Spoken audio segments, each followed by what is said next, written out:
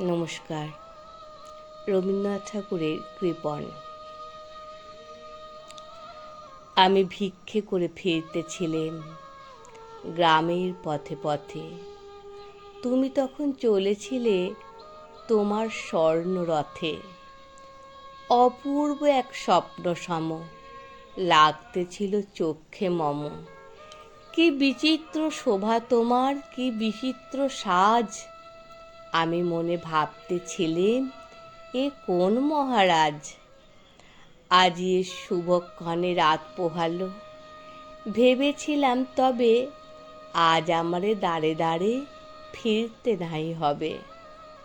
বাহির হতে নাই হতে কাহার দেখা পেলাম পথে। চলিতে রথ ধনধান্য ছড়াবে দুই ধারে। মুঠা মুঠা কুড়িয়ে নেব ভারে ভারে।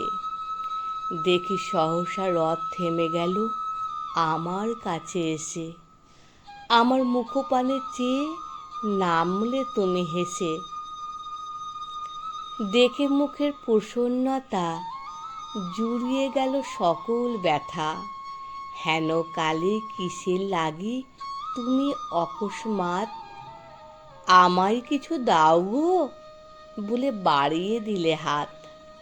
মরি, এ কি কথা রাজাধিরাজ, আমায় দাও গো কিছু। শুনে ক্ষণকালের তরে রইনু মাথা নিচু।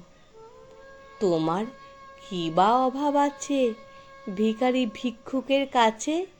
এ কেবল কৌতুকের বশে আমায় প্রবঞ্চনা। ঝুলি হতে দিলেম তুলে একটি ছোট কণা। যবে পাত্রখানি ঘরে এনে উজাড় করি, এ কি ভিক্ষা মাঝে একটি ছোট সোনার কণা দেখি। দিলেম যা রাজ ভিখারি রে, স্বর্ণ হয়ে এলো ফিরে। তখন কাঁদি চোখের জলে দুটি নয়ন ভরে। তোমায় কেন দিইনি আমার সকল শূন্য করে।